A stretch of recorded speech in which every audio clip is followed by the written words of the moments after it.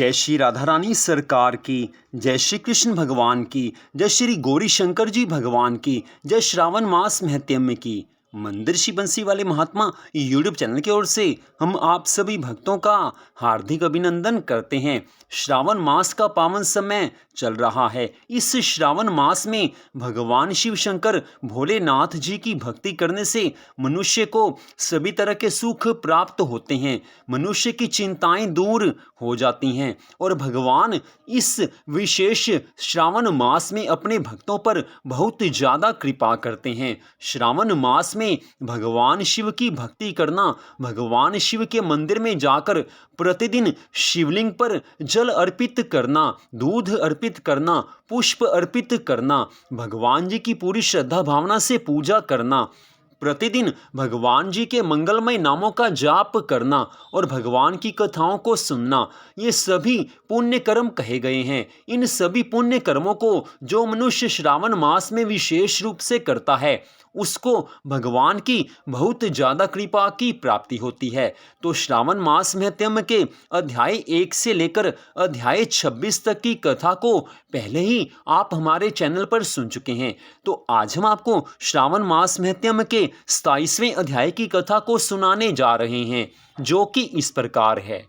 भगवान शिव शंकर जी महाराज आज सनत कुमार जी से आगे की कथा का वर्णन करते हुए कहने लगे हैं कि हे मुनिवर, इसके अनंतर श्रावण मास में कर्क तथा सिंह संक्रांति जन्य जो कुछ कार्य होते हैं, उसे भी मैं आपसे कहता हूँ। कर्क संक्रांति से सिंह की संक्रांति तक सब नदियां अशुद्ध हो जाती हैं। उस काल में उन नदियों में स्नान नहीं करें। समुद्र में गिरने वाली नदियों में स्नान करने से कोई दोष नहीं होता। कुछ महर्षियों का कथन है कि कर्क संक्रांति से दक्षिण दिशा स्थित भगवान अगस्त के उदय काल तक नदियां अशुद्ध रहती हैं। ग्रीष्म ऋतु में भूमि पर जो नदियां सूख जाती हैं, वे अल्प जल वाली छोटी नदियां तब तक अशुद्ध रहती हैं। अपने आप जिन नदियों की गति बहाव 8000 धनुष अर्थात 32 हाथ नहीं हो, उन नदियों में वर्षा ऋतु में 10 दिन तक स्नान नहीं करें।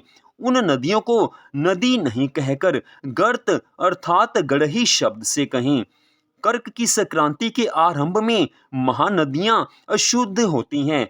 जैसे स्त्रियां 3 दिन तक अपवित्र रहे, चौथे दिन पवित्र हो जाती हैं, वैसे ही महानदियां भी 3 दिन अपवित्र रह, चौथे दिन शुद्ध होती हैं। हे मुनिवर, उनका वर्णन करूंगा, आप सावधान होकर सुने। गोदावरी, भीमरथी, तुंगभद्रा, वेनिका, तापी और पयोशनी, ये 6 महानदियां विंध्य पर्वत के दक्षिण दिशा की ओर बहती हैं। भागीरथी, नर्मदा, यमुना, सरस्वती, विशोका तथा वितस्ता, ये 6 महानदियां विंध्य पर्वत के उत्तर दिशा में बहती हैं।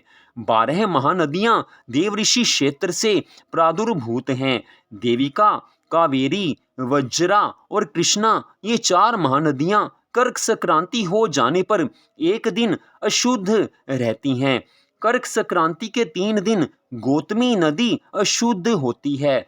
चंद्रभागा, सती, सिंधु, सरयू, नर्मदा, गंगा, यमुना, पलक्ष जाला तथा सरस्वती, ये 9 नदियां एवं नद नाम से सुविख्यात सोन, सिंधु, हिरण्य, कोकिल, आहित, घरघर, शतद्रु, ये 7 पवित्र रहते हैं। ये कभी भी अशुद्ध नहीं होते। धर्मद्रवा, गंगा, यमुना तथा सरस्वती, ये सदा शुद्ध रहती हैं। ये सदा सर्वदा पवित्र हैं। इनमें स्नान करने से मनुष्य के सब पापों का नाश हो जाता है। ये कभी भी किसी प्रकार की अशुद्धि को प्राप्त नहीं होती। जो नदियों के तट के निवासी हैं, उन्हें अशुद्ध नदी में स्नान करने से पाप नहीं लगता। जो अशुद्ध जल होता है, वो भी गंगा जल में मिलने से शुद्ध हो जाता है, पवित्र हो जाता है। गंगा जी में इतनी शक्ति है कि वो किसी भी जल को शुद्ध बना देती हैं। गंगा माँ पतित पावनी हैं, पतितों का उद्धार करने वाली हैं, पापियों का उद्धार करने वाली हैं। इसलिए मनुष्य मात्र को श्री गंगा जी में स्नान अवश्य करना चाहिए। जो गंगा स्नान करते हैं, उन पर सदैव श्री हरि विष्णु भगवान जी की और मेरी कृपा बनी रहती है। तो यहीं पर आज की इस परम सुंदर कथा का विश्राम होता है। अगले भाग में आप इससे आगे की कथा को सुन पाएंगे। तो मंदिर बंसी वाले महात्मा यूट्यूब चैनल की ओर से आज की इस कथा को सुनने के लिए आप सबका हार्दिक धन्यवाद। भगवान श्री राधा कृष्ण जी की, भगवान श्री गौरी शंकर जी की श्रावण मास महत्म की अनंत कृपा सदा आप सब पर, आपके परिवार पर बनी रहे, इसी मंगल कामना के साथ जय श्री राधा रानी सरकार की, जय श्री कृष्ण भगवान की, जय श्री गौरी शंकर जी भगवान की, जय श्रावण मास महत्म की। ओम नमः शिवाय, ओम नमः शिवाय, ओम नमः शिवाय। जय जय श्री राधे, जय जय श्री राधे, जय जय श्री राधे श्याम।